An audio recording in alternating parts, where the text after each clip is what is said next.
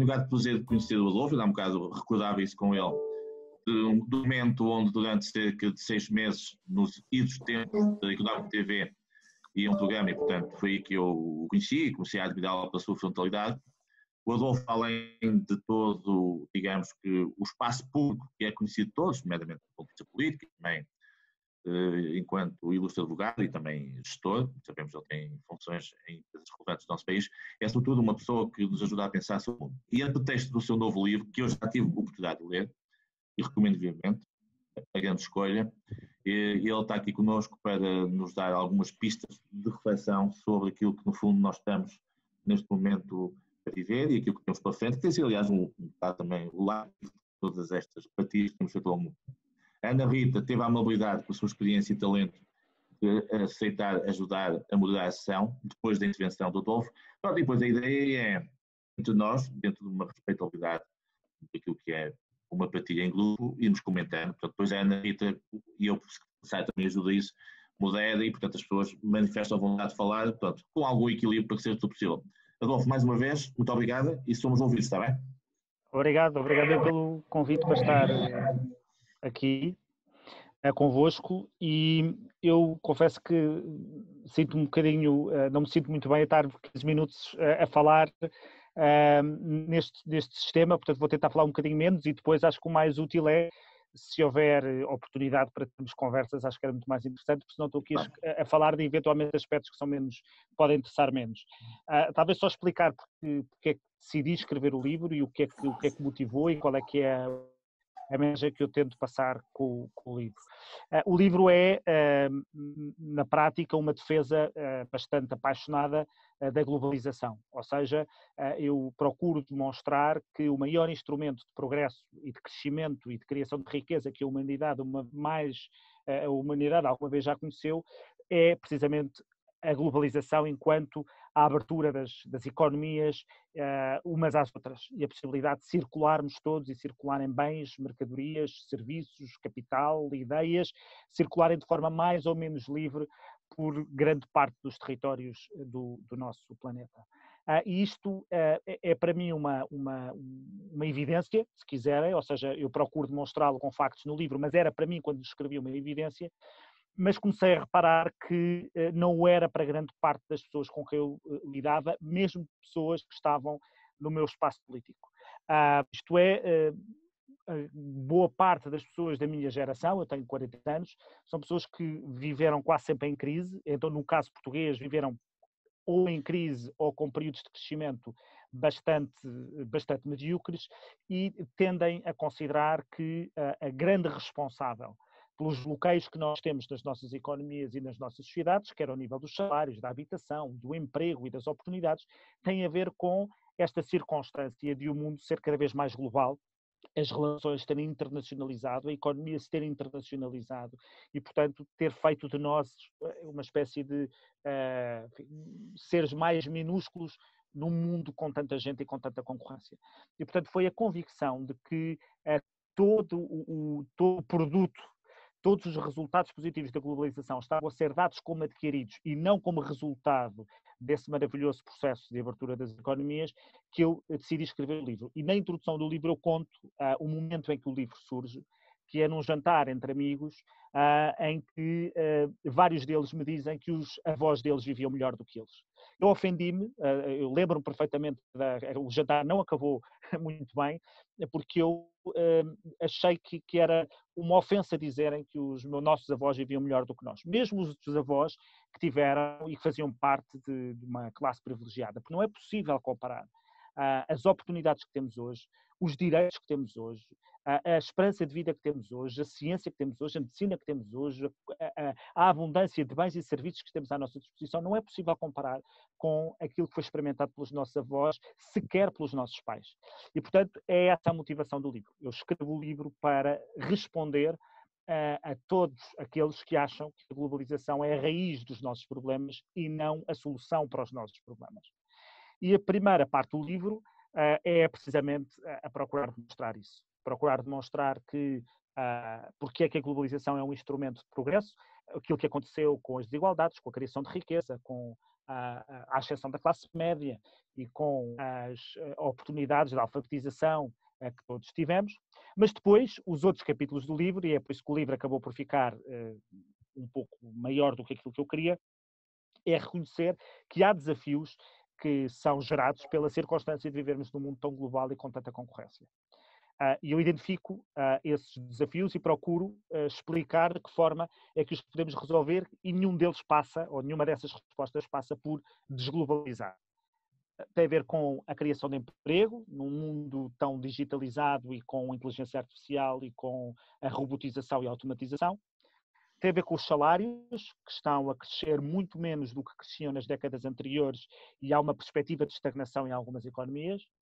Tem a ver com a habitação, porque vivemos numa economia de cidades e, portanto, o aumento da procura não tem sido acompanhado por um aumento da oferta e tem provocado uma escalada bastante significativa dos preços da habitação, e a habitação é um dos pontos principais dos orçamentos familiares.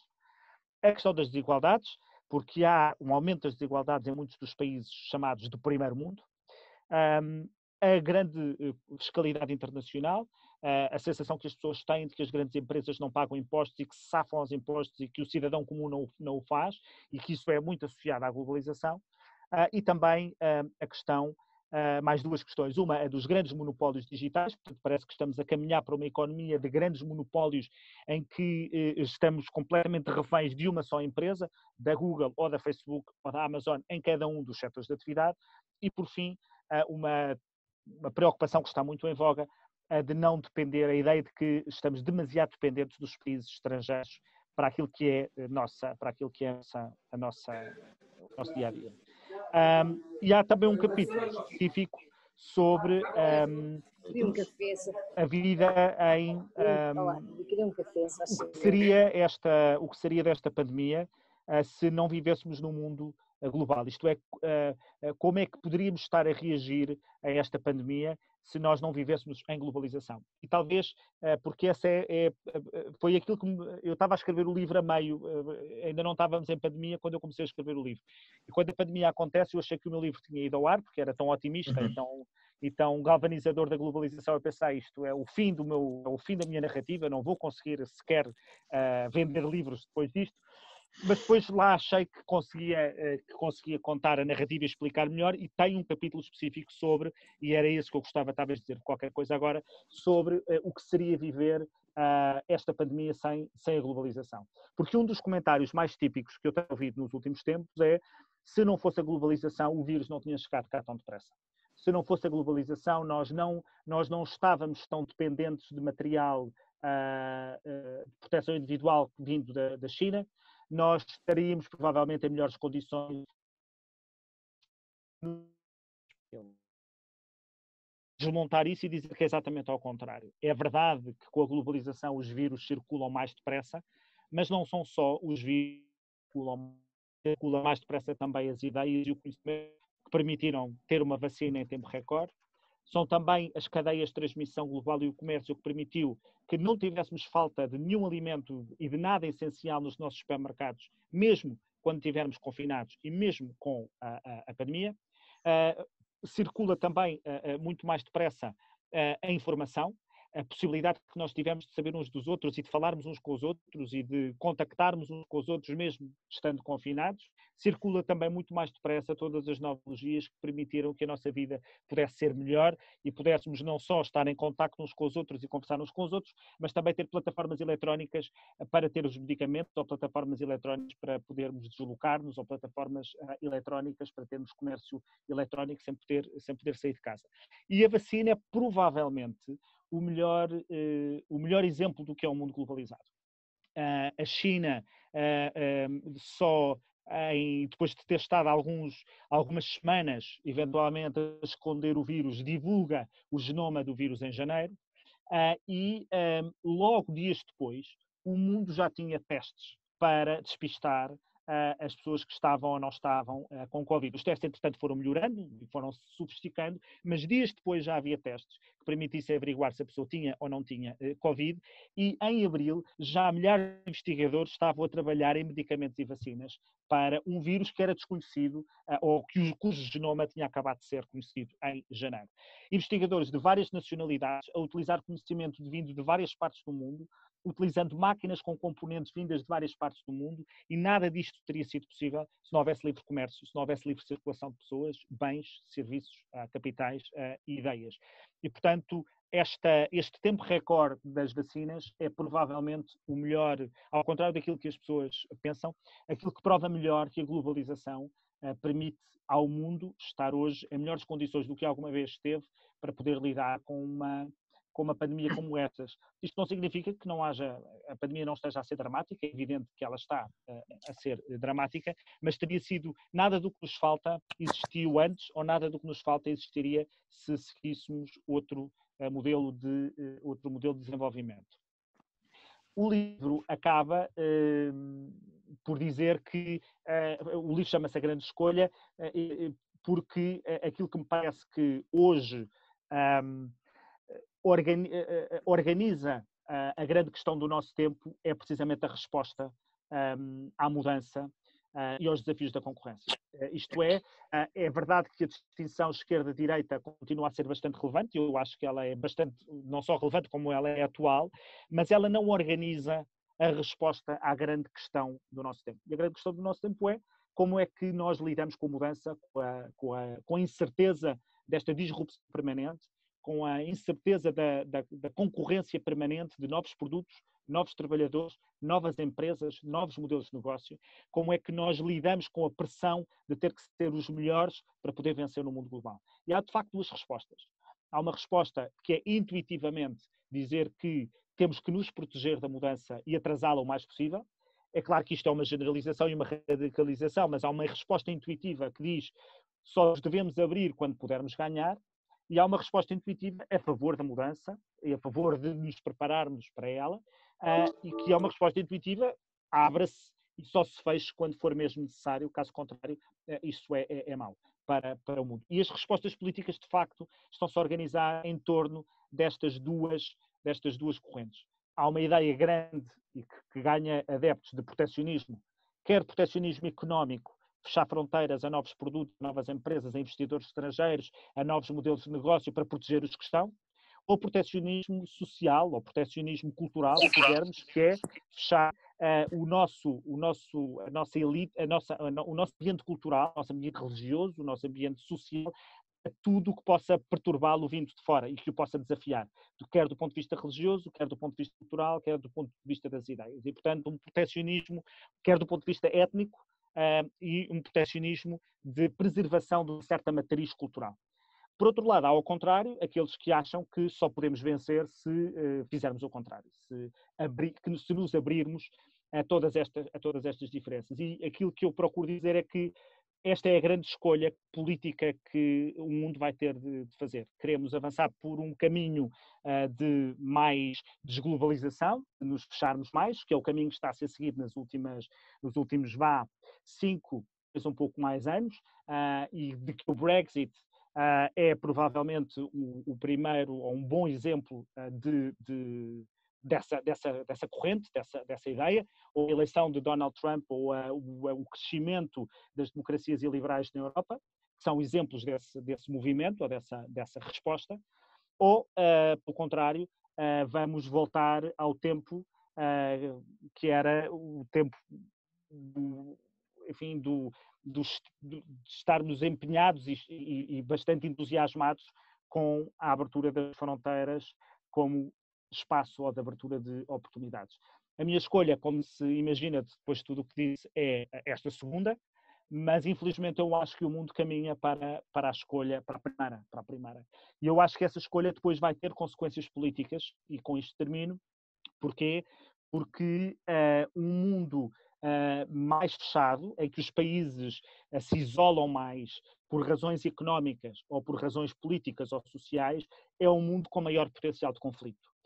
uma economia mais protegida, com países a criarem guerras comerciais umas com as outras, é um mundo mais conflitual. É um mundo com maior potencial de problemas. Um mundo com fronteiras abertas ou com fronteiras fechadas ao diferente é um mundo mais intolerante ou menos predisposto para a tolerância. E como nós vimos nos anos 30, quando o proteccionismo assume a dianteira do modelo de organização política e do modelo de organização económica, os conflitos provavelmente acontecem. E é isso que me preocupa, e foi por isso que foi essa a conclusão do livro. Preocupa-me que esteja a ganhar terreno a tese que eu não defendo e que acho que torna o mundo menos aberto, menos global e menos tolerante. E é por isso, e é com isto que termino, que o livro está escrito, para quem ainda leu, espero que possa comprá-lo agora no Natal, o livro está escrito como uma espécie de diálogo com alguém que é muito desconfiado da globalização. E, portanto, a ideia é estar à conversa com alguém que está permanentemente a questionar-me sobre a globalização. Eu digo uma coisa, nunca tanta gente tão depressa da pobreza extrema como nas últimas décadas, graças à globalização, e a resposta a seguir é: mas a pobreza extrema é de facto muito extrema, e o que nos interessa é a classe média. E eu depois mostro que, sim senhor, mas a classe média também aumentou. Então, e as desigualdades? Todo o livro tem uma vocação muito de proselitismo, que é de quem procura mesmo convencer as pessoas das ideias que eu tento defender. E agora acho que o mais interessante é podermos conversar um bocadinho sobre alguns destes temas ou outros Muito bem. que nos ocorram. Ana Rita, então agora coordena os trabalhos. Qualquer coisa eu ajudo também, como tu gostas. Muito bem. Muito obrigado. Obrigada, Adolfo. Antes de mais, só também agradecer, que ainda não tinha falado aqui para toda a gente, agradecer o convite do Jaime para estar aqui, também para conhecer o Adolfo, quem sigo nas redes sociais, mas que ainda não o conhecia pessoalmente. É de facto um privilégio estar no meio de tantos inconformados num país, enfim, aparentemente apático e meio deprimido, e também agradecer a troca extraordinária de partilha extraordinária do nosso grupo, que também agradeço fazer parte. Acho que tem sido, enfim, mais estimulante do que o mais poderoso complexo vitamínico tomado logo pela manhã. O Jaime dizia numa das trocas de mensagens que tudo o que nós partilhamos neste grupo daria para fazer uma enciclopédia do confinamento, e de facto é verdade.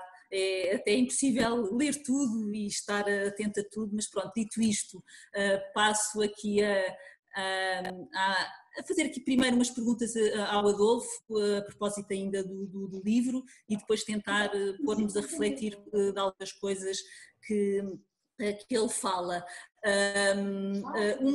Uma das coisas que o Adolfo fala no livro, e fala também a propósito do livro, é a questão ele defende que a desglobalização é trágica, e trágica é uma palavra dele, para os mais vulneráveis. Ou seja, a economia de mercado, o livre comércio, a liberdade de circulação que falou agora no início, na sua opinião, protegem os desfavorecidos. Isto é uma ideia que há muita gente que não concorda com ela, e acho que era importante esclarecê-la aqui. Sim. Do ponto de vista global, isso é manifestamente evidente, isto é, o nível de vida das populações do mundo subiu como nunca tinha subido antes, graças ao livre comércio. E quem o diz ou quem o sintetiza é o Paul Krugman, com vários estudos, e que os sintetiza, e portanto ele é insuspeito de ser um economista liberal. Portanto, do ponto de vista mundial, são as economias mais pobres que tiveram aumentos brutais da sua qualidade de vida e do seu nível de vida. Porquê? Porque foram alvo de investimento estrangeiro, puderam especializar-se no comércio, onde se puderam especializar, abriram as suas fronteiras, houve conhecimento que entrou, houve inovação que entrou. Está mais do que estudado que economias que abrem investimento estrangeiro, as mulheres têm mais oportunidades, o trabalho infantil decresce, depois de ter um pequeno crescimento no começo, ele decresce, os salários médios sobem, aquilo que está a acontecer, aliás, na China, é que o peso dos salários na China está a subir bastante, de tal forma que a torna menos atrativo do que era há 10 ou 15 anos, do ponto de vista da mão de obra. Portanto, do ponto de vista global, isso é claro para mim. E, portanto, acho que é muito fácil de refutar, e procuro fazê-lo no livro, as teses que mostram que a globalização é feita à custa dos países mais pobres. É ao contrário. E o Banco Mundial tem um relatório há pouco tempo que demonstra precisamente que são os países em desenvolvimento que são os maiores beneficiários da abertura do comércio. A questão que se coloca, e se coloca-se até muitas vezes sobre o ponto de vista das desigualdades, é dizer que, certo, então os principais prejudicados pela abertura são as classes médias dos países desenvolvidos, que é o caso de Portugal. E, de facto, aquilo que é demonstrável é que as classes médias dos países ricos, e onde Portugal se inclui, são aquelas que tiveram menor crescimento de rendimentos face às últimas décadas. Não há nenhum percentil de rendimento que esteja pior, todos os percentis de rendimento estão melhor do que estavam há 10 ou 20 anos, mas o ritmo do crescimento não é o mesmo. O ritmo de crescimento é brutal nos percentis mais pobres do mundo, e até há o gráfico que se chama o gráfico do elefante, que mostra o crescimento dos rendimentos nesses percentis. E mostra, e é o gráfico do elefante porque de facto tem uma enorme bossa, que são as classes mais baixas do mundo, que tem um salto enorme de rendimentos, depois desce aqui, que é a cabeça onde estão as classes médias dos países ricos, e depois os mais ricos do mundo volta a ter a tromba e volta a subir. Porquê é que eu digo que é trágico para os mais vulneráveis também nos países em desenvolvimento? Porque se nós começarmos a fechar as nossas fronteiras a produtos estrangeiros, e quando eu digo fechar fronteiras não digo impedir os produtos de entrar, mas digo encarecer a sua entrada com barreiras alfandegárias, com guerras comerciais, com dificuldade de entradas no mercado, aquilo que nós estamos no fundo a fazer é encarecer os produtos.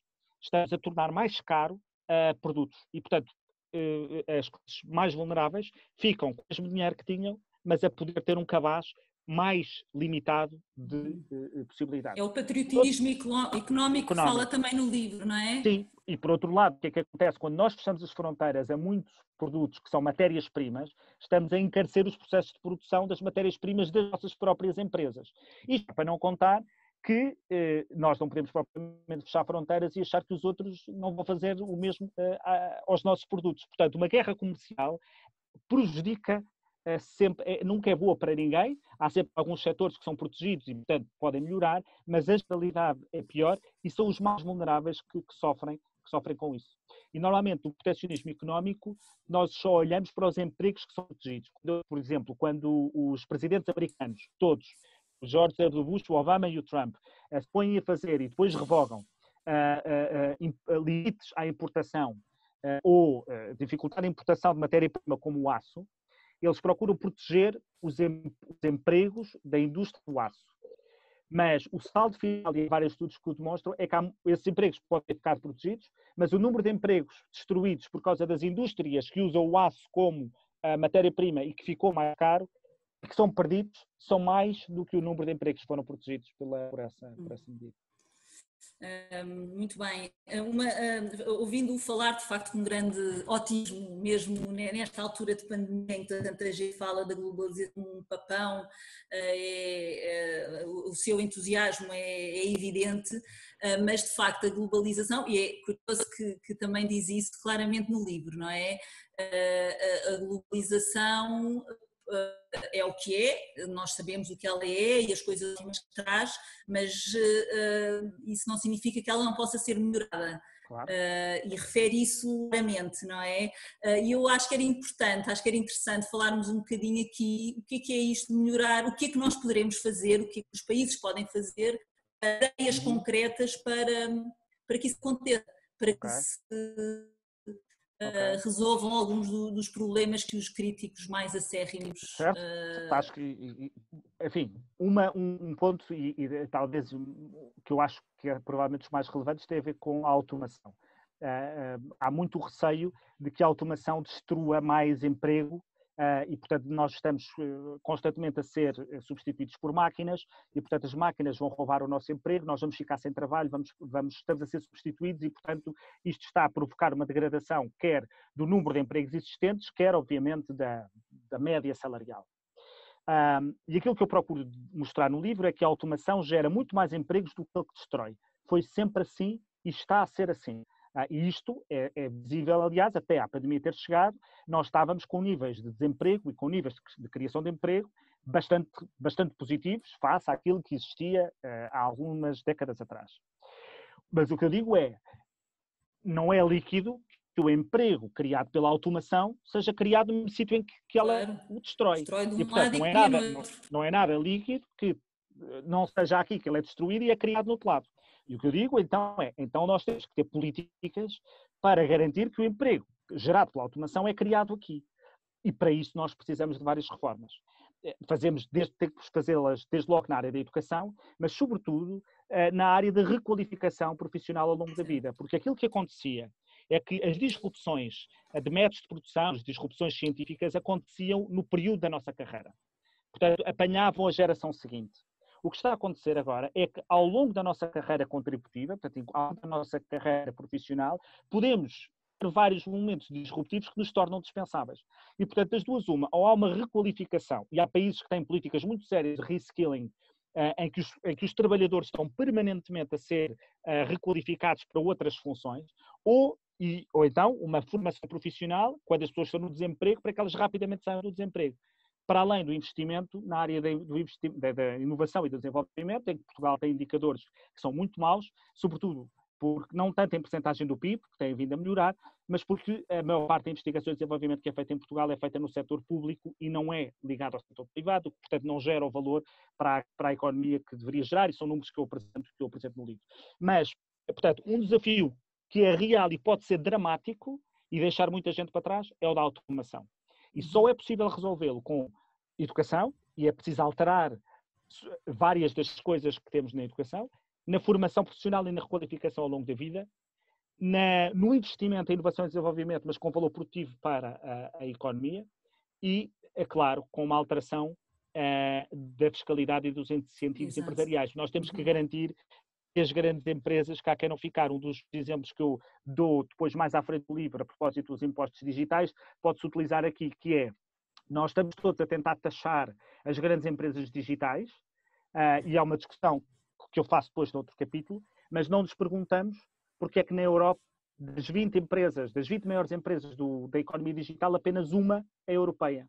Nós estamos mais preocupados em taxar aquelas que cá estão do que em perceber o que é que está a acontecer para que, no meio de uma revolução digital, a Europa só tenha uma em 20 das maiores empresas da economia digital. Das americanas e chinesas. Americanas, canadianas, chinesas, sim, e temos a Spotify, que é, penso que sueca, e que está aí para... Mas quando teve que fazer um IPO, teve que ir para os Estados Unidos fazê-lo. E, portanto, o que mostra que a Europa é muitas vezes boa a gerar e a criar ideias e a gerar alguma nova inovação, mas depois é incapaz de a sustentar e de a fazer crescer. Portanto, o grow não é aqui o que acontece. Isso devia preocupar-nos.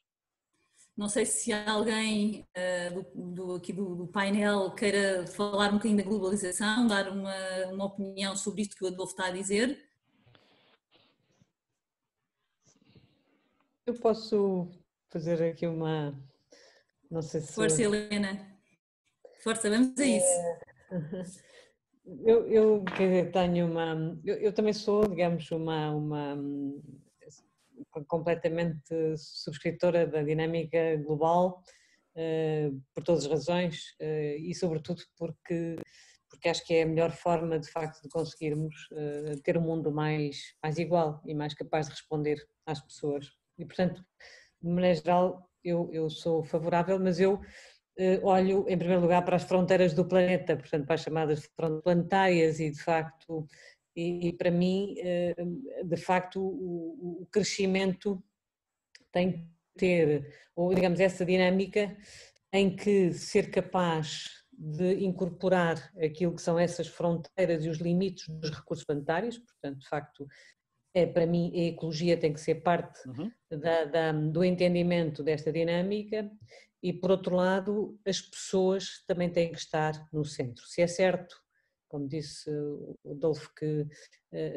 de facto há uma série de indicadores que, de forma geral, revelam, enfim, que globalmente há uma melhoria da qualidade de vida, sobretudo, enfim, ao nível, enfim, da pobreza e do acesso, enfim, à educação, à saúde, etc. Portanto, de uma forma geral, isso é verdade, não é? Mas também é verdade que há outros indicadores que revelam um acentuar de uma desigualdade que é absolutamente inaceitável e que podia de facto ser muito mais, digamos, devia funcionar em prol, de facto, de uma melhor qualidade de vida, digamos, genericamente da população mundial. E de facto esta dinâmica global permanece com um conjunto de incongruências, não é? Que se tornam, que são defeitos, mas que permanecem e que acabam por condicionar essa dinâmica e, a meu ver, podem mesmo pô-la em causa, não é? E aliás, como transitoriamente aconteceu. E as coisas às vezes deixam-me perplexa. Ainda hoje via no El País, por exemplo, não sei se tiveram a oportunidade de ver, a propósito da questão agora da Covid, não é? Claramente todos percebemos nesta pandemia que há um problema absolutamente inquestionável, isto é, que as pandemias serão fenómenos recorrentes, esta tipologia, portanto, enfim, isto não vou entrar por aí, não se justifica, mas isto acontecerá, portanto, inevitavelmente vamos ter que ajustar o sistema de saúde global para que seja possível responder, porque isso também é uma questão interessante, porque de facto eu não resolvo o problema da saúde ou não resolvo a pandemia se não, na Europa, se não resolver à escala global, nos outros contextos do mundo, portanto de facto precisamos de ter soluções que respondam globalmente, mas ainda hoje via, como dizer, no El País, exatamente um fenómeno que está a acontecer, que alguns terão visto, que é exatamente o problema das patentes relacionadas com as soluções terapêuticas para a Covid, que inviabilizam, se não houver uma alteração profunda desta questão, inviabilizamos a possibilidade de oferecer uma resposta terapêutica ao conjunto, digamos, do planeta. Ora, isto são situações que são completamente intoleráveis, portanto, não é possível pensar que estamos numa dinâmica de facto coletiva, quando depois temos situações destas, portanto eu não consigo se calhar partilhar no ecrã, mas enfim, chama-se exatamente, é um artigo que vem hoje no El País, choque entre Norte e Sul pelas patentes frente à Covid-19. E há uma série de países onde nós estamos, Europa e Estados Unidos, exatamente como sendo subscritores desta lógica da patente e, portanto, inibindo assim, ao fim e ao cabo, rapidamente a construção de uma solução que tem que dar resposta a uma questão global em que não há outra forma de resolver. Mas, por outro lado, é verdade que, sei lá, o Bill Gates, enfim, e a fundação que ele patrocina, está, de facto, a tentar dar resposta a esse problema e bem, portanto, tentando criar uma lógica global. Portanto, ainda bem que a sociedade civil começa a organizar-se no sentido de encontrar, de facto, este tipo de respostas que o mundo precisa à escala global. Portanto, e da mesma maneira, quando falamos da questão dos regulamentos, não há dúvida que há uma série de regulamentos ao nível dos acordos comerciais que não fazem qualquer sentido e que é absolutamente indispensável nós termos a capacidade de mexer neles, porque senão isto é uma treta. Eu não posso estar a fazer a apologia de uma agenda ecológica europeia, muito bem, que é a agenda estratégica de crescimento europeu, portanto o investimento na agenda verde tem que ser, não há outra forma, por todas as razões, mas também pela economia, não é? Mas termos uma agenda ecológica e invocarmos essa prerrogativa, mas simultaneamente permitirmos, sei lá, que por exemplo ao nível do Mercosul continuemos a importar por exemplo, a resposta àquilo em que a Europa não é autossustentável, por exemplo no plano alimentar, a nível da carne, cereais, etc. Enfim. E, portanto, não termos algumas regras, não se trata de patrocinar, portanto, uma lógica protecionista, mas trata-se de encontrar, de facto, também, digamos, formatos de troca comercial que de facto são justos e viáveis no médio prazo, porque esta transferência, nós sabemos que quando estamos a consumir carne que vem da América, nas condições atuais, sem haver qualquer tipo de regra de controle alfandegário de nenhum tipo ao nível europeu, quando estamos a importar de facto carne da América Latina desta forma, nós não só estamos a pôr em causa de facto o futuro de um conjunto de ecossistemas que estarão condenados a médio e longo prazo, como não estamos de facto a beneficiar ninguém, nem sequer nos estamos a beneficiar também a nós. Portanto, isto não se trata aqui de uma questão de protecionismo, trata-se de lucidez, de inteligência, na forma como organizamos um sistema que serve de facto o interesse coletivo e não o interesse de meia dúzia, não é? Que de facto que é uma solução condenada. Portanto, agora eu penso que a globalização de facto carece sobretudo, a meu ver, de preocupação central de colocar as pessoas, não é? No centro dessa dinâmica global. Temos que ter essa capacidade e para isso criar de facto circuitos de governança, portanto, e metodologias de facto de algum controle. Helena, eu pedi alguma licença. Já me alonguei muito. Mas nós temos aqui outras pessoas que este tema diz muito, eu peço desculpa. Eu até gosto muito da abordagem que fez. Está bem? Mas, muito bem. Foi ótimo. Nós temos aqui o Ana Rita dentro. Não alonguei demasiado, não peço desculpa. Não sei se o Adolfo quer só responder. Só dizer várias coisas. Sim, porque acho que era importante responder às coisas que a Helena disse. O Paulo Simões depois também quer fazer uma questão. Ok. Primeiro ponto. Eu não digo que a globalização está criada para funcionar a favor de ninguém. E, portanto, não há nenhuma lógica. Ela tem os incentivos necessários para ser o maior instrumento de criação de progresso na história, mas, de facto, não há uma... Por isso ela está sempre a criar desvios e problemas e lacunas e atritos, porque, de facto, não há nenhuma ordem pensada. No caso das vacinas e das patentes, eu acho que o caso das patentes é um ótimo problema, aliás, até gera depois outros, mas o problema das patentes relativamente às vacinas é posterior à criação da vacina, que não existiria se não houvesse globalização. E, portanto, é um problema bom de se ter, no sentido em que é o problema que indica que nós tivemos e criámos condições para que existisse vacina, que não vai existir, não há alinhamento de incentivos necessários se não houver proteção dos investimentos de todos aqueles que gastaram milhões a fazer um investimento numa coisa que pode não funcionar. E, portanto, eu percebo completamente o ponto, mas acho que temos de perceber que se nós excluirmos as dinâmicas de mercado e as dinâmicas empresariais na criação das coisas, nomeadamente com um regime de patentes que seja depois um regime de patentes sem qualquer proteção dos investimentos feitos, o risco que corremos é que depois não haja quem faça os investimentos necessários para ter a vacina. E é verdade que há ajudas estatais, e portanto aquilo não é um esforço 100% privado, mas só os Estados, como se viu, não conseguem. A questão ambiental é para mim bastante importante porque aquilo que nós vemos hoje é que são os países mais desenvolvidos, mais ricos e com melhores economias que conseguem cumprir com os regulamentos ambientais que fazem. Não é? Como a Indira Gandhi dizia, os mais pobres não podem preocupar-se com um problema que é posterior ao principal problema que têm, que é a fome e a falta de emprego. O que eu digo relativamente à globalização do ambiente é que a globalização tem incentivos para a eficiência. E isso pode ser utilizado, os instrumentos de mercado podem ser utilizados nas regulações ambientais. Isto é melhor utilizarmos regulações ambientais que são essenciais, que se baseiem em instrumentos de mercado e de economia, porque eles têm os incentivos mais adequados, do que em meros regulamentos ambientais desprovidos desses instrumentos de mercado. E aquilo que nós temos conseguido fazer, eu acho que o caso da agricultura é um bom exemplo, nós temos uma população recorde no mundo, não é? Mais de 7,5 mil milhões de pessoas, e estamos a diminuir a área agrícola necessária para alimentar tanta gente. Portanto, a tese malthusiana de que quanto mais população houver, mais pobres vamos ficar, porque não vai haver forma de alimentar tanta gente, está a ser exatamente ao contrário. Porquê? Por causa da investigação, da inovação, da ciência e do desenvolvimento.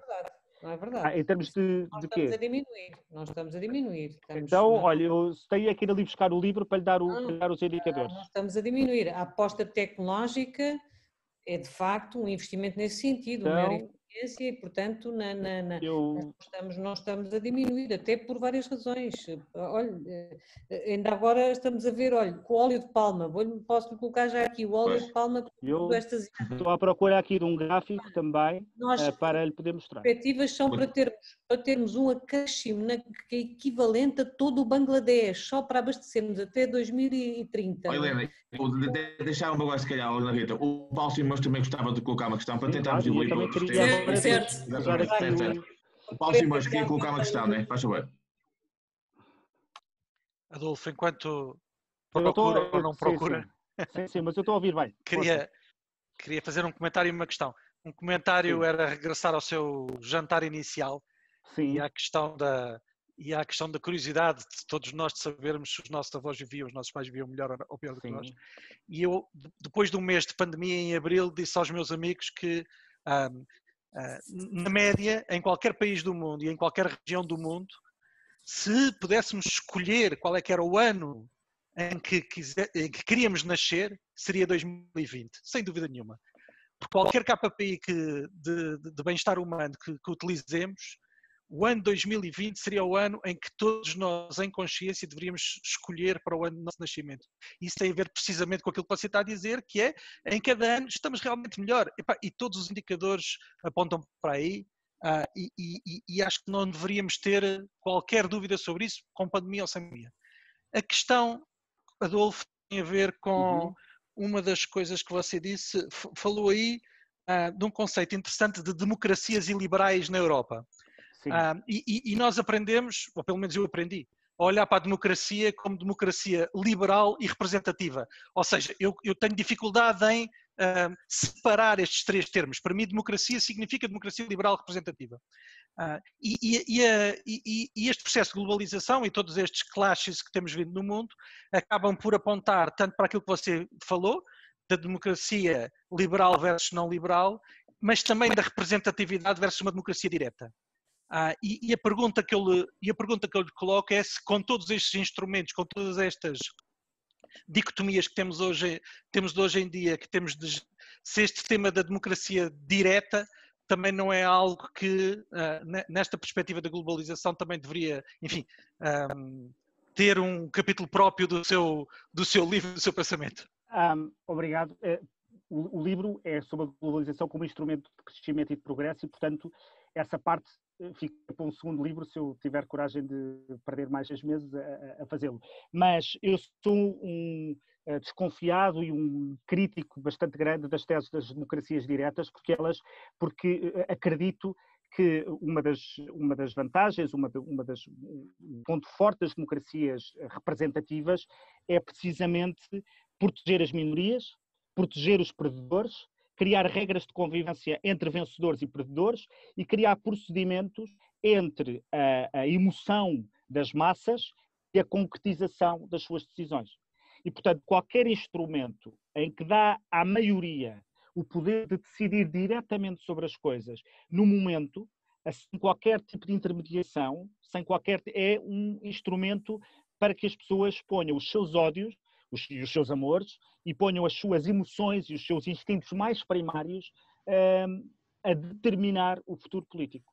E, portanto, todos os instrumentos de democracia direta, como referendos, eu tenho uma enorme desconfiança. Não um referendo para decidir se queremos uma ponta aqui ou ali, ou um referendo por uma questão local, cuja extensão é claramente percebida, mas faz muita confusão que uma maioria circunstancial, num determinado dia, decida mudar a vida dos que perdem esse referendo de um dia para o outro, como se nada fosse. Aquilo que está a acontecer com a defesa da democracia direta é muito um problema que eu costumo dizer que é o problema do tempo, que é nós estamos tão habituados a uma sociedade tão veloz em que tudo é tão rápido para nós nem sequer já temos que esperar pelos programas de televisão que queremos ver, não é? Já está tudo on demand. As máquinas respondem-nos a tudo com uma enorme rapidez. E a democracia é incompatível com essa sensação de rapidez. Nós estamos a ser uma sociedade altamente impaciente, queremos respostas imediatas para tudo, porque as máquinas nos dão respostas imediatas para tudo, e os instrumentos democráticos, que envolvem muitas vezes tempo, negociação, consensualização, pactos, parecem-nos, para quem quer esta rapidez, parece-nos perda de tempo. E é por isso que há a defesa daquele autoritarismo pragmático, que é o melhor é termos um regime que prescinde das liberdades, mas que resolva de forma mais eficiente os nossos problemas. Isso é que é sedutor para muita gente. E eu, de facto, tenho muitas reticências relativamente a isso. Acho que a democracia liberal, a representativa, tem aqui um problema, que é que tem de conseguir adaptar-se à velocidade que as sociedades exigem, mas, de facto, preocupa-me que nós não estejamos a saber dar essas respostas. E o conceito de democracia iliberal, quando o Viktor Orbán, portanto, o primeiro-ministro húngaro, o formula, aquilo que se presume muitas vezes é que as liberdades, as instituições democráticas, os reguladores, são um empecilho a que o governo resolva problemas. São um empecilho. As liberdades são um empecilho. E isso não deixa de me assustar.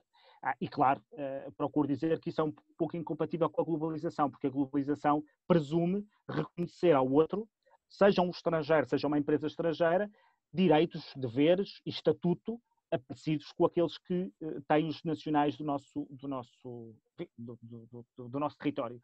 E por isso é que esses regimes são tendencialmente pouco amigos da globalização. Portanto, partilho um gráfico no chat também, com as fontes de onde tirei a afirmação que fiz. Ok, Adolfo, eu na sequência do que a Helena falou, há aqui ainda assim o tema da questão da sustentabilidade, que é um tema que também para mim é muito caro e gostaria de ouvir falar sobre isso. Como é que, se a globalização é ou não um inimigo do desenvolvimento sustentável, que é muito mais, pelo menos naquilo que se discute, muito mais ligado ao local e ao nacional, ou seja, como é que se defende a globalização tendo em conta os objetivos de sustentabilidade? O que eu procuro dizer no livro é que a globalização, como instrumento de riqueza, é essencial para financiar o Estado Social, é essencial para financiar políticas de redução das desigualdades e é também essencial, se os Estados quiserem, para investir e ter políticas de sustentabilidade. O que eu digo é, se nós olharmos para os países mais desenvolvidos, são eles que estão na linha da frente das regulações ambientais e são eles que estão a reduzir as emissões, não são os países mais pobres. Se nós olharmos para uma comparação entre os países mais ricos e os países mais pobres, são os países mais ricos que estão a conseguir ter ciência e inovação para tornar os seus produtos mais eficientes, para gastarmos menos recursos, para produzirmos mais coisas do que aquelas que precisamos.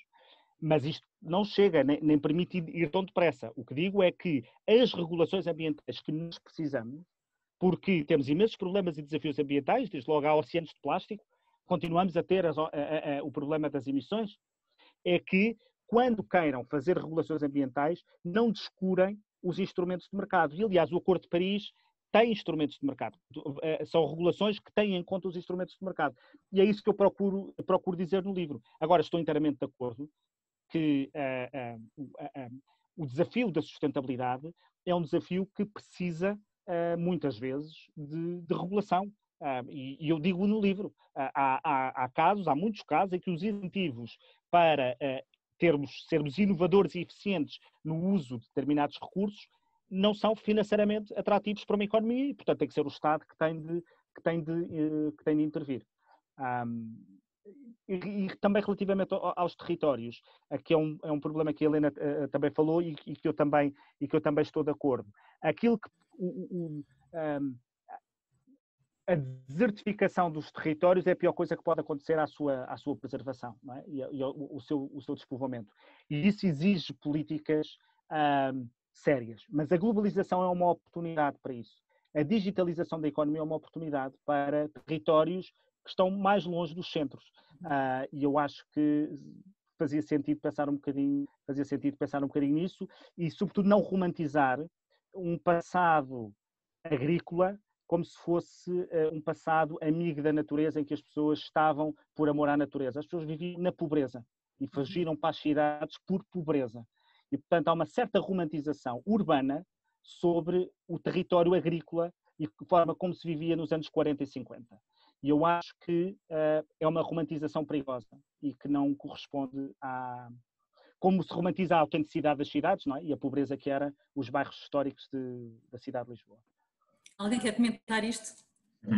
Olha, eu se calhar pedia, por exemplo, para tentarmos mudar um bocado o tema, a Guta Moura Guedes, que é uma pessoa mais ligada ao design e à inovação e à criatividade, como é que vê esta intervenção do Adolfo, do ponto de vista das escolhas que temos que fazer? Não sei se está a ouvir a Guta. Estou a ouvir olá, Adolfo. Olá, Guta. Como é que estás? Olá, lamento imenso que escrever agora que tinha 15 minutos para estar aqui a ouvir, perdi o princípio e vou ter de sair. Mas estava a achar graça porque apanhei este comentário que o Adolfo fez agora sobre a romantização do campo e sobre esta transformação que nós agora vimos acentuada ou sublinhada, ou voltou à mesa por causa do Covid, quando houve este êxodo para o campo e este novo encantamento sobre aquilo que podia acontecer e pode acontecer no campo e o afastamento das cidades, que é contrário a muito daquilo que se tinha previsto em termos da evolução da nossa civilização. Há imenso para dizer sobre isso e eu acho tudo menos que vamos assistir a um extremar de cenários, ou seja, não vamos ver, como prevíamos, acho eu, toda a gente a querer cada vez mais estar em cidades que nós sabemos que ou são muito disfuncionais ou muito incompletas, mas também não vamos ver uma viragem romântica para o campo. Não acho que seja isso que vai acontecer. Acho que vai acontecer uma viragem muito racional, alicerçada no conhecimento que temos agora sobre não só as novas tecnologias, a digitalização, a globalização e a sustentabilidade climática. Portanto, nós já sabemos o suficiente para não sermos românticos nesse regresso ao campo. Mas acho que ele vai acontecer. E acho que isso vai ser positivo. Do ponto de vista do design e do ponto de vista da arquitetura, o que nós, ainda há pouco tempo eu escrevia sobre isso no público, um dos grandes pensadores sobre arquitetura e sobre cidades, que é o Rem Koolhaas, que é não só um excelente arquiteto, como acima de tudo uma mente brilhante no que toca ao viver em sociedade e à importância da arquitetura. A grande exposição que ele propôs, mesmo antes do Covid começar, foi sobre o campo. Agora, não foi uma visão romântica, foi uma visão muito século XXI sobre a necessidade desta conjugação dos dois mundos. E só mais um tema, porque eu apanhei também no princípio, e eu não li o livro, Adolfo, portanto é minha culpa. Força. Só apanhei que tu disseste, mas é engraçado que no meio de tudo isto, quando tantos de nós estão muito centrados nos temas das novas tecnologias e na digitalização e na globalização, que é obviamente essencial, todo o trabalho que eu tenho estado a fazer, e quando digo eu com a Experimenta, mas também alicerçada numa rede que é internacional, está muito voltado para um outro lado da realidade, que é o lado da manualidade, dos materiais sustentáveis, das relações pessoa a pessoa através daquilo que nós fazemos quando estamos a trabalhar em produção e que nos liberta um pouco do medo da inteligência artificial e da automatização que posso partilhar aqui. Eu penso que é um medo que existiu há uns tempos atrás, mas que agora já não está na mesa. Eu acho que esse medo em relação à inteligência artificial já não está na mesa, são outros medos que estão na mesa, mas acho que há uma parte importante do mundo, muito ligada à parte criativa, à parte das artes, à parte da cultura, que está definitivamente centrada sobre outros temas que são complementares a esses. Por isso é que eu fiquei com curiosidade para ler o teu livro, para ver se iria eles ou não. Não, e uso esse argumento como resposta a uma crítica da ausência do livro, porque o livro é de facto só sobre economia, mas há uma crítica à globalização que se faz e que eu respondo da mesma maneira como estás a dizer, que é a globalização veio standardizar o mundo. Nós estamos a perder as nossas identidades, nós estamos a transformar-nos todos parecidos uns com os outros. E eu digo muitas vezes que há uma standardização em muita coisa, porque vivemos com muitas vezes produtos winner takes it all, não é? Portanto, vemos todas as mesmas séries, começamos todos a vê-las nos mesmos dias, vivamos aqui ou vivamos na Índia. Mas houve também a descoberta do outro e a descoberta dos outros fez renascer muito daquilo que era nosso. Eu, pelo menos, enquanto secretário de Estado do Turismo que assisti e que vi, é que foi o território a descobrir-se a si próprio pelos olhos dos outros. E começámos a valorizar os outros. Há bocado já estava a falar, ainda antes de começarmos a nossa sessão, sobre quando nós trouxemos a Monocle cá. E aquilo que eles quiseram ver não foi nem os hotéis, nem as paisagens, nem as praias. Eles quiseram, e nós levámos a ver artesãos. Eles estavam muito interessados na perfeição dos artesãos portugueses e no design português. E isto é alguém que nos fez, alguém que vem de fora e diz, atenção, vocês o que têm aqui é único. E aquilo que está a acontecer nos territórios do interior, com a globalização e com a abertura ao outro, é precisamente a sua redescoberta. Agora, claro, com reinvenções. Portanto, quem defende uma espécie de encapsulamento de uma realidade fechada, em que a nossa cultura, que para já nunca foi fechada, que essa é outra, é a pessoa achar que a cultura que tínhamos, ou aquilo que éramos há 60 anos, resultava apenas de sermos só nós, e não é assim, as coisas vão evoluindo. E por isso, eu acho muito interessante esse ponto, porque ele responde àquilo que é uma preocupação que as pessoas têm, e às vezes é uma preocupação até muito política, que é as identidades nacionais estão-se a perder com um fenómeno de globalização. E eu acho que não é...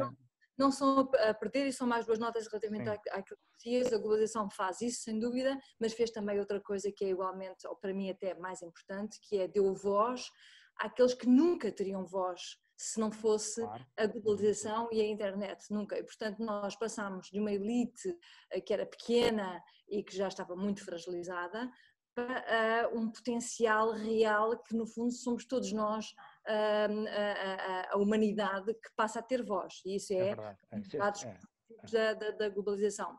Depois, a outra nota era em relação à democracia, com todos os perigos, e seria uma longuíssima conversa, mas o facto, e de novo, é que neste momento existem mecanismos, para o bem e para o mal, que ultrapassam largamente quaisquer ideias de democracia em termos de poder e em termos de ação. E nós não nos podemos esquecer. Portanto, o mundo está efetivamente muito mais complexo. Eu sou imensamente otimista em relação ao desenrolar do que aí vem, mas também consciente de que as ferramentas que criamos dão para os dois lados, digamos assim, não é? Agora, o grande déficit está, acho eu, na cultura. Na forma como as pessoas estão ou não preparadas para lidar com essas ferramentas. Aí é que a coisa fica mais feia. Eu peço desculpa deste mergulho, e é um mergulho quase de saída, porque tenho que sair para ver um bocadinho de cultura da Gulbenkian, mas não resisti. Obrigado. Muito bem, muito obrigada pelo contributo. Alguém quer fazer alguma pergunta ao Adolfo? Se não, eu tenho aqui uma, mas dar oportunidade a mais alguém para intervir. Não, então, Adolfo, uma das coisas também... Tinha aqui uma pergunta. Força. Tinha aqui uma pergunta. Aliás, tinha duas, mas vou só fazer uma. Muito interessante a apresentação, mas a minha questão, e gostava de ouvir sobre isso, é o seguinte. Na questão da democracia, e que aliás acaba por ter impactos na questão económica e na questão social, que é aquela que mais me preocupa, nós verificamos que a China, que é um dos players principais da globalização e provavelmente que sairá reforçado nesta pós-pandemia, não só não é propriamente um arauto da democracia liberal, nem do livre comércio, como inclusivamente tem um processo de retrocesso, e eu sou a favor da globalização. Não tomem a questão como uma crítica à globalização, ou melhor, à ideia da globalização, sim. A forma já é outra questão. E, portanto, a China, que tem essa característica e que, inclusivamente, tem vindo a conseguir, ao fim de 2 mandatos, mudar a liderança e que agora interrompeu esse processo, criando praticamente uma ditadura vitalícia, não é propriamente um arauto da democracia, não tem uma postura absolutamente de mercado, por razões várias, que agora não vou estar aqui a fazer-vos perder tempo, mas todos sabemos alguns exemplos. E, portanto, como é que vê a compatibilização desse processo de economia de mercado, democratização, que no fundo foi aquilo que permitiu que o Ocidente abrisse o mercado à China, concretamente, e a deixasse entrar na Organização Mundial do Comércio, e, por outro lado, uma China que se assume cada vez mais como um dos players principais da globalização, que tem um político exatamente inverso. Gostava de ouvir sobre isso, penso que é uma questão crucial nesta discussão. Sim, fala disso no livro. É tão crucial, capaz de 300 seguidos. Mas não vou ler, mas agora vou ler. Não, mas com certeza, mas é uma questão crucial. Aliás, é um dos argumentos. Normalmente, o primeiro argumento antes da pandemia que se usava contra a globalização é a questão das desigualdades, e depois a Helena focou isso e eu depois esqueci-me de responder. Mas eu não agora estou contra a globalização. Não, eu sei. Agora, o argumento típico é como é que lidamos com a China. E eu acho que é uma questão que faz todo o sentido. Vamos lá ver, a globalização, as reformas de abertura da economia chinesa, sobretudo no final da década de 70, foi aquilo que permitiu à China arrancar centenas de milhões de pessoas da pobreza. Ainda há centenas de milhões na pobreza, mas arrancou. E hoje o nível de vida que se vive na China é incomparável com o que se vivia antes. E a pergunta que nos fazemos é se fomos demasiado ingênuos ao lidar com a China, porque nós permitimos à China participar da globalização, ou seja, participar do comércio internacional, mas demos-lhe regime de exceção. Ela não participava com reciprocidade. Porquê? Porque era normal, era uma economia em desenvolvimento, há que criar regras especiais. E será que fomos demasiado ingênuos? Será que a regra que tínhamos e que a Organização Mundial do Comércio tinha, ou a filosofia de que as liberdades económicas, cedo ou tarde, trazem liberdades políticas, e eu acho que é cedo ainda para ver, mas há uma coisa que é incontestável, e estou de acordo. É que, a China está a reverter os processos de abertura que fez, portanto, não só atrasou como reverteu, a ditadura vitalícia, ou o mandato vitalício, se quisermos, é um ótimo exemplo. Não é um sistema capitalista, portanto é um sistema de capitalismo de Estado, em que as grandes empresas são públicas e que as grandes empresas privadas são controladas pelo Estado através de redes clientelares e do sistema de partido único. É um sistema de partido único e onde, é verdade, não podemos comparar as liberdades que os chineses têm hoje com as que tinham há 30 anos, mas também é verdade que estão muito longe de serem comparadas com as liberdades de jovens democracias, como foram, por exemplo, as democracias de leste, que rapidamente tiveram um sistema democrático, mesmo com as suas debilidades, maior e mais forte do que aquele que a China tem.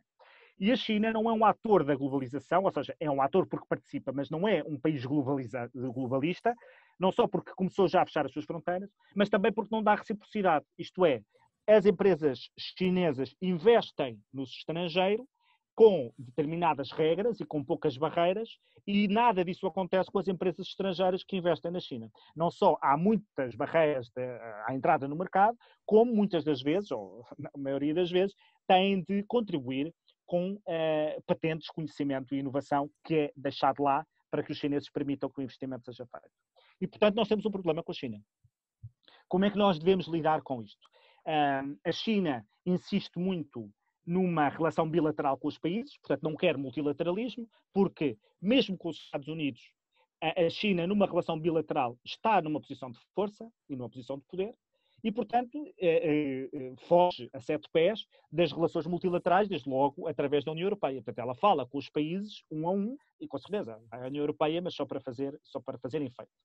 E aquilo que a presidência americana, Donald Trump, identifica, a meu ver corretamente, mas depois a solução é péssima, identifica, temos um problema com a China, e a solução que tem é iniciar uma guerra comercial com a China. Uma guerra comercial com a China que não é vantajosa para, como eu disse, para as economias, nem chinesa nem americana, e sobretudo para as pessoas mais vulneráveis. E faz outra coisa, que não cria uma relação multilateral, portanto não aposta nas organizações internacionais e não aposta numa coligação dos países ou das democracias do mundo livre ou de democracias ou de países que estão com processos de democratização e não os une para multilateralmente falarem com a China. E essa eu acho que é a única forma que nós temos, porque nós temos de garantir reciprocidade entre as nossas economias e a economia chinesa. Agora, duas questões só. A União Europeia está a tratar, e a meu ver bem, não sei ainda se a solução final é do meu agrado, mas a solução, em teoria, agrada-me, para criar mecanismos de filtragem de investimentos estrangeiros nos nossos países, não necessariamente chineses, mas tendo em vista a China. Porque nós não podemos estar a privatizar as nossas economias. Eu sou a favor disso, não é? mas tendo em conta aquilo que eu acho que é positivo na dinâmica de mercado, para depois as entregar a empresas privadas que, no fundo, não atuam de acordo com interesses de mercado, mas atuam de acordo com interesses de Estados estrangeiros. E, portanto, é preciso criar mecanismos de filtragem para saber se os investimentos estrangeiros nos nossos países são investimentos de mercado, puros, ou não, ou são investimentos politicamente motivados. Isto é, se uma empresa investe na Europa, uma empresa privada investe na Europa, chinesa, se o regime a obrigar a revelar dados dos utilizadores, dados dos cidadãos com quem tem contacto, pode recusar-se ou não se pode recusar? Porque se não se pode recusar, então temos um problema. E, portanto, eu acho que este mecanismo de filtragem, não conheço ainda a solução em concreto, parece um caminho importante.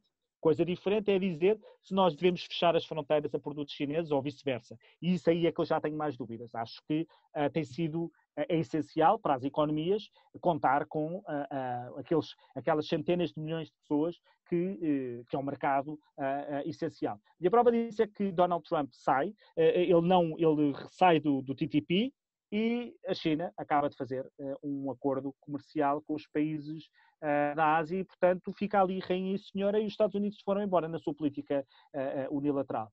Eu não tenho respostas muito mais firmes do que estas. Eu reconheço a questão e acho que é um problema da nova ordem mundial. Exatamente. Eu penso que essa é a questão central, ou seja, ou há uma solução para lidar com a China, uma solução política, porque podíamos acrescentar outras questões, por exemplo, quando a senhora Merkel vai à China, 2 em 2 meses, tratar dos assuntos da Alemanha, da economia alemã e das relações, e deixa um conjunto de Estados europeus, por exemplo, fora dessas negociações, nós não sabemos o que é que ela lá vai tratar, mas vai vender comboios, vai vender não sei o quê.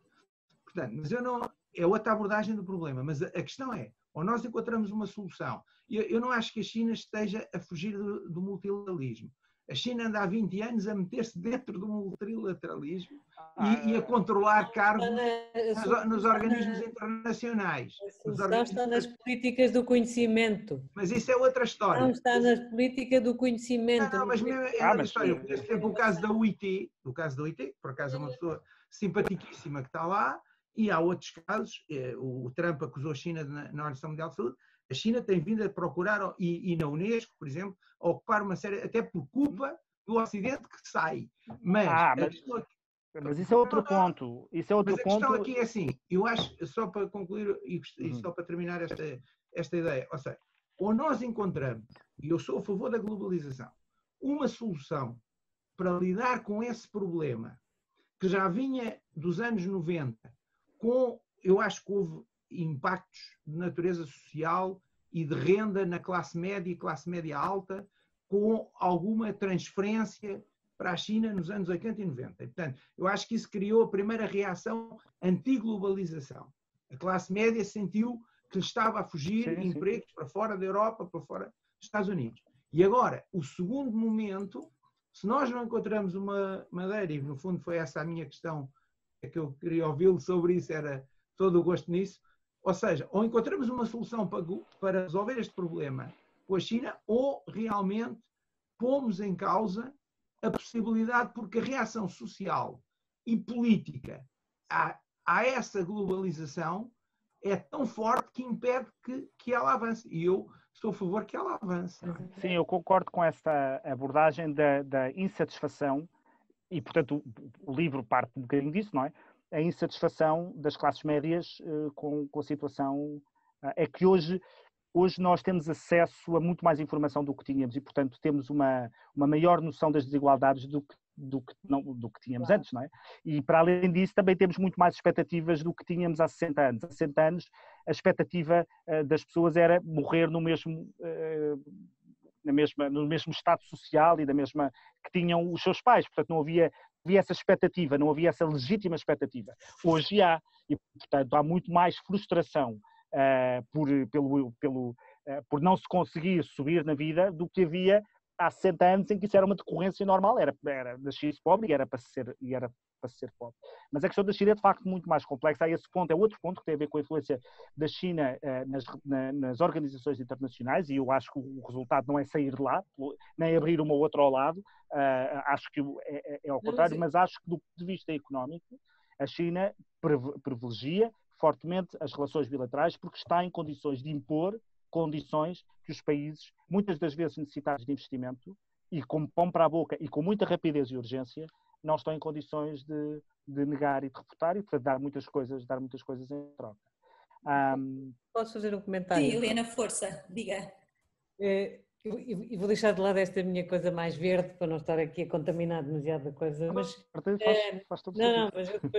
Mas é que eu acho que também estamos a limitar muito a globalização à questão económica, e é uma pena porque estamos a perder a grande força que a globalização tem, que não é só o facto de colocar de facto as pessoas todas a um nível mais próximo, mas é a capacidade que podemos ter, de facto, porque essa insatisfação também existe na China, dentro da China. E vai seguramente continuar a existir. E, portanto, eu penso que a estratégia que temos que ter é a estratégia que a Europa, que se calhar, pode mais do que ninguém interpretar, que é, de facto, apostar na política do conhecimento, não é? E porque a política do conhecimento é a política mais integradora, mais capaz, de facto, de agregar, de conduzir à cooperação. Portanto, eu penso que esse é o grande argumento que a Europa deve ter. E, aliás, a propósito da questão da ciência, não há porventura nenhum modelo mais próximo do que é a globalização a funcionar em pleno do que a ciência. A matriz do conhecimento científico, a forma como a ciência, basicamente a minha vida é essa, não é? A ciência trabalha assim, trabalha sempre em cooperação, em partilha, de forma aberta, de facto querendo conquistar objetivos. Essa é a forma de trabalhar em ciência, e não importa se o cientista vem da América Latina ou se vem da China. Mas se estiver no regime, não quer dizer, não interessa de onde é que ele vem, mas se ele estiver num país que não participa das democracias liberais, o cientista, o conhecimento está muito limitado, está condicionado. Isso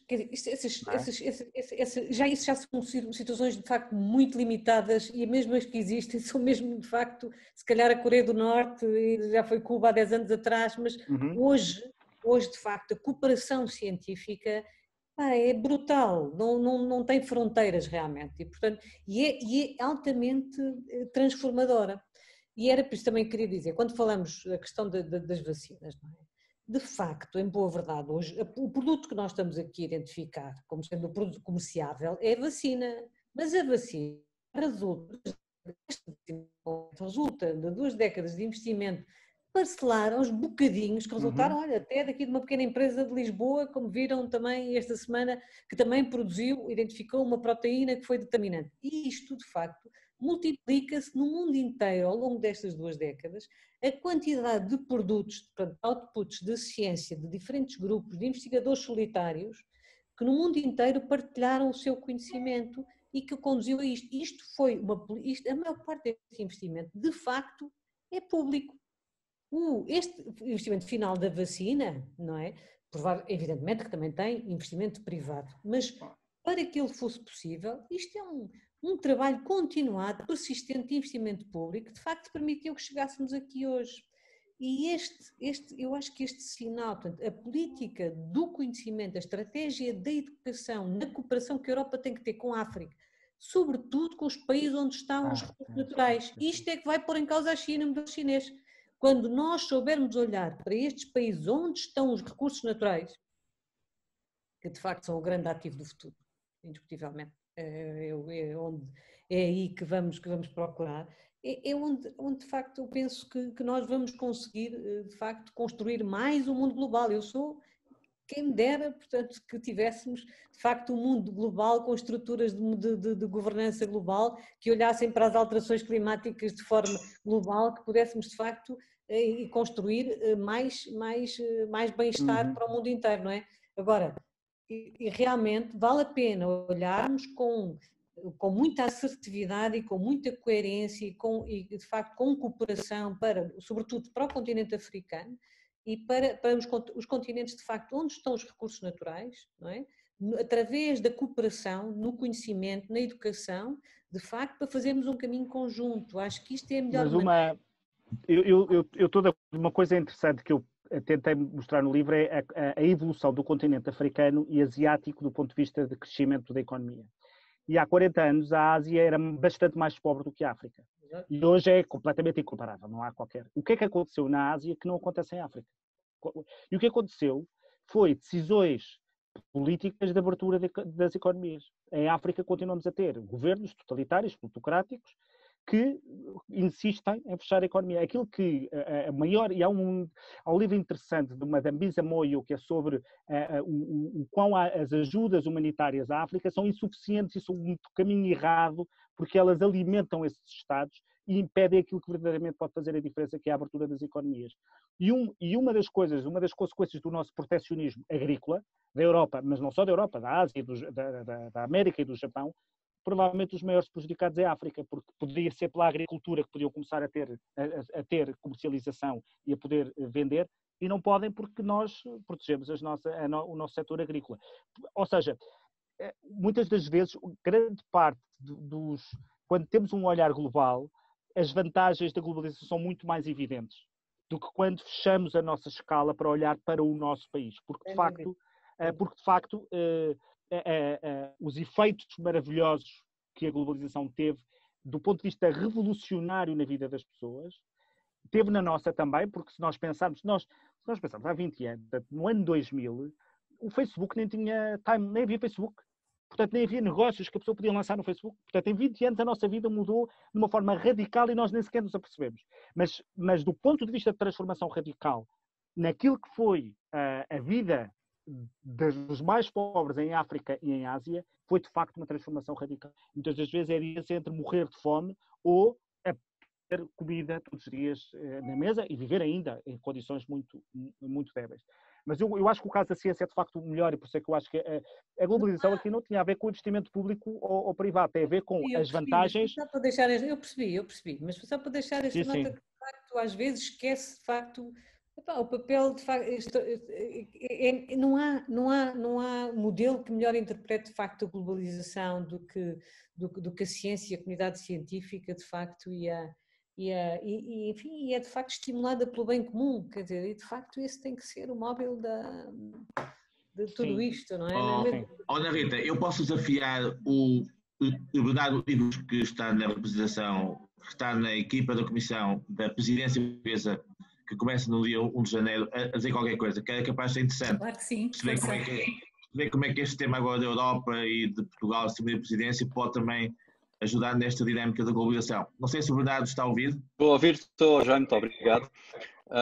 Olá Adolfo, olá Helena, olá Mário, olá toda a gente. Amanhã temos o Conselho Europeu, não? Portanto, que já começou hoje. E começou a correr bem, porque chegámos a acordo em relação aos fundos e ao financiamento, portanto, hoje houve um bom princípio de Conselho Europeu. O que é que o nosso amigo Orbán, o que é que lhe fizeram?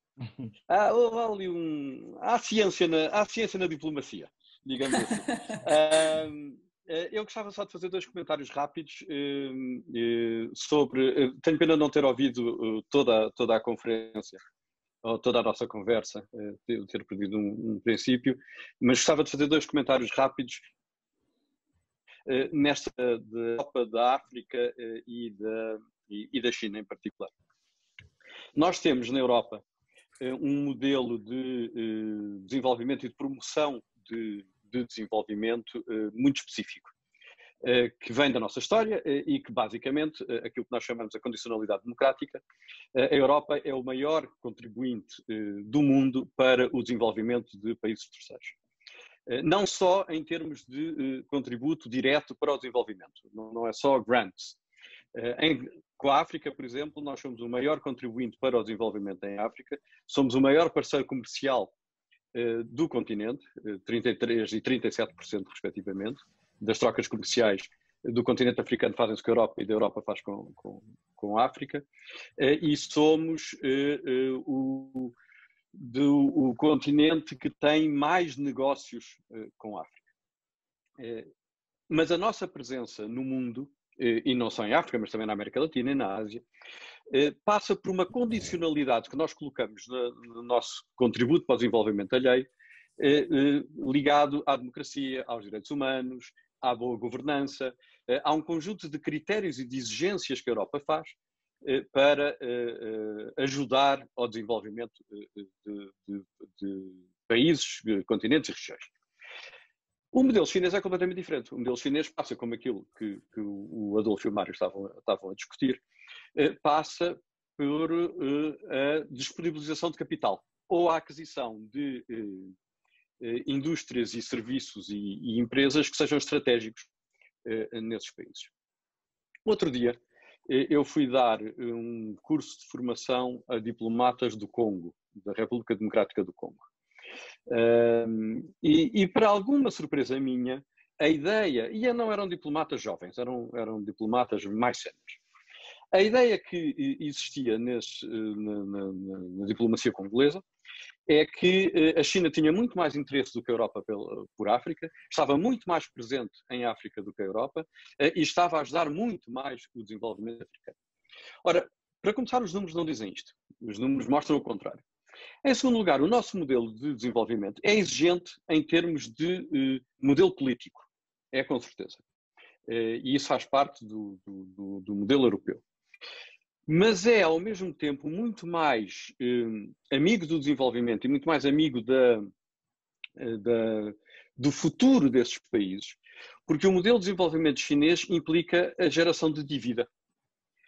Aquilo que a China faz é emprestar dinheiro e quando os países não conseguem pagar, ou ficam com uma dívida para a China, ou então a China toma posse de estruturas, de infraestruturas estratégicas. E não precisamos falar só da África. O Porto do Pireu, hoje em dia, é um porto que pertence à China através deste modelo. Nós temos na Europa um problema grave, que é nós não nos sabemos apresentar. Nós não sabemos mostrar aquilo que somos capazes de fazer e aquilo que fazemos. Temos uma tensão dentro da própria União Europeia, que é alguns países querem ir mais longe e mais depressa na defesa e na promoção de um conjunto de direitos que são e de noções de civilização que são muito europeias e que são nossas e que nós protegemos e defendemos. Outros países querem ir mais lentamente, mas não é essa a nossa principal dificuldade. A nossa principal dificuldade na relação com outros continentes tem a ver com a falta de capacidade de mostrarmos aquilo que somos, que fazemos, e, por outro lado, a dificuldade que temos em fazer passar esta ideia de desenvolvimento com boa governança de direitos humanos, este casamento entre o desenvolvimento económico e a democracia política. Nós temos que saber trabalhar isto. Nós temos que saber mostrar aquilo que de facto fazemos. Não precisamos fazer mais do que já fazemos, mas temos que sermos capazes de mostrar as virtudes e as consequências do modelo europeu. Permitam-me só mais uma nota e depois prometo-me calmo. Há bocado estava-se a falar de desenvolvimento. O Mário, que me conhece bem, está-se a rir. Há bocado estávamos a falar de desenvolvimento sustentável e estávamos a ligar o desenvolvimento sustentável à sustentabilidade ambiental. E bem, mas não só. O modelo de desenvolvimento sustentável tem que ter pelo menos 4 pernas. Tem que ter a sustentabilidade ambiental, com certeza, e sem ela não há desenvolvimento ou não há planeta, a frase. Mas tem que, ao mesmo tempo, também promover o desenvolvimento económico e o crescimento económico e o desenvolvimento social. Estes 3 elementos do desenvolvimento têm que estar ligados. Não pode haver desenvolvimento, não pode haver sustentabilidade ambiental sem desenvolvimento económico, não pode haver desenvolvimento económico sem crescimento económico, sem desenvolvimento social, e portanto as coisas têm que estar todas interligadas e a funcionar. Ora, para nós atingirmos o modelo que o mundo inteiro se concordou de desenvolvimento sustentável, que é a Agenda 2030, que é a Agenda das Nações Unidas para o Desenvolvimento Sustentável, que aliás estão ali nas costas do Mário, está ali os 17 ODS. Para nós atingirmos isso, o mundo tem que investir até 2030, que foi a data que o mundo se autocomprometeu, o mundo tem que investir entre 5 e 7 trilhões de dólares por ano, trillions of dollars, para em 2030 cumprirmos os 17 Objetivos de Desenvolvimento Sustentável. A ajuda pública ao desenvolvimento será cerca de 1/4 deste valor. E, portanto, o resto deste investimento massivo tem que vir de outras fontes. Tem que vir das fundações, com certeza, tem que vir, mas tem que vir também muito do setor privado. E é preciso envolver o setor privado nesta noção de desenvolvimento sustentável. O Basílio Horta tem uma frase que eu gosto muito, muitas vezes, que é: o melhor modelo de desenvolvimento é um emprego bem pago. Um emprego bem pago permite, por um lado, às famílias mandarem os filhos para a escola em vez de mandarem-os trabalhar, ir ao médico quando for preciso, ter comida na mesa, ter um teto sobre a cabeça. Permite aos Estados cobrarem impostos e, portanto, terem capacidade para desenvolver políticas públicas. Há uma série de virtudes em trazer o setor privado para a política do desenvolvimento. É claro que temos que trazer o setor privado para a política do desenvolvimento da mesma lógica em que queremos tudo, ou seja, empregos bem pagos, dignos, com atenção e com cuidados. E a OCDE nisso está a trabalhar muito afincadamente, e as nações e a União Europeia também, na regulação dos canais de produção e dos modelos de produção de globalização. E, portanto, o que eu gostava de terminar dizendo, e peço desculpa ter ocupado muito tempo, é que há vários modelos de desenvolvimento sobre a mesa hoje em dia. Veremos o que é que a nova administração americana traz para esta conversa, mas há um modelo europeu, há um modelo chinês, houve um modelo americano, ou haverá um modelo americano. Os modelos não são completamente compatíveis e a Europa tem um modelo mais generoso, mas mais exigente. E se nós conseguirmos que essa exigência e que essa generosidade seja bem percebida, e claro, obviamente não é perfeita, nada é perfeito, mas que seja bem percebida, é um modelo que a prazo tem melhor impacto no desenvolvimento dos países em vias de desenvolvimento e na globalização no seu conjunto e na boa governança e na democracia no seu conjunto. É um modelo virtuoso que nós temos que dar-lhe mais valor e saber vendê-lo melhor. E mais uma vez obrigado e peço desculpa por ter falado tanto. Obrigada. Nós entramos aqui nos últimos 10 minutos da nossa conversa. Se calhar, Adolfo, não sei se queres só comentar a intervenção do Bernardo Ivo Cruz e depois perguntar se alguém quer fazer uma última pergunta, se não farei eu a última pergunta. Não, há um ponto aqui que me parece, pegando aí na frase do Basílio Horta, que é, e eu te procuro dizer isso no livro várias vezes, todas as políticas públicas de que nós precisamos, seja ambientais, seja de correção das desigualdades, seja de financiamento do Estado Social, precisam de criação de riqueza. Porque senão não há forma de conseguir. E então as ambientais, com os valores que o Bernardo falou, nós precisamos mesmo. E por isso é que quando se fala da globalização como instrumento de riqueza, concordando-se ou não, aquilo que em última instância se está a falar é de financiamento para resolver esses problemas. Portanto, não é uma discussão desligada, não é uma questão desligada daquilo que é o essencial que nós temos de resolver nos dias de hoje. E agora a última pergunta, porque eu depois, de facto, tenho... Sim. Arranjei outro compromisso para daqui a bocadinho, para falar do livro outra vez. Eu agora faço tudo o que for possível para vender livros, portanto vou a tudo. Muito bem. Há alguém do painel que ainda não tenha falado, que queira aproveitar esta ótima oportunidade de falar diretamente com o Adolfo? Não. Então eu se calhar inevitavelmente tinha que fazer aqui uma última pergunta, que é sobre os Estados Unidos que é como é que agora que o Trump, enfim, perdeu as eleições, ele que fazia tanta apologista do protecionismo americano, está mais otimista em relação ao que poderá vir dali ou não? Do ponto de vista político e do ponto de vista de um retomar de uma certa liderança do mundo livre, estou bastante mais otimista, sim, porque Joe Biden não é um isolacionista nesse sentido. Certo. Do ponto de vista económico, tenho algumas dúvidas que as mudanças sejam significativas. O proteccionismo, nós olhamos para os Estados Unidos como um país capitalista globalista, mas não é, está longe de ser das economias mais abertas e menos proteccionistas das democracias. Portanto, vem de já de trás, vem dos republicanos, mas também vem de Obama, um proteccionismo que eu acho que veio para ficar. E isso não me agrada por aí além. Mas do ponto de vista político, e de uma luta pelas democracias liberais, estou bastante mais otimista. O Donald Trump foi uma vez à ONU dizer que o futuro não era dos defensores da globalização. Eu espero que Joe Biden não diga uma coisa igual, e que a globalização tenha vindo naquilo que tem de bom para ficar e naquilo que há a melhorar, que saibamos fazê-lo. Para bem das populações mais vulneráveis. Muito bem, Adolfo, terminou como Obrigado. Começou, portanto não poderia ser melhor, fez aqui o circo e fechou o circo, e agradeço a todos por estarem presentes. Obrigado, eu. E todos os que participaram, os que não participaram, mas que estiveram a ouvir, também muito obrigada. Obrigado. E até à próxima. Até à próxima. Obrigado. Adeus. E até à próxima.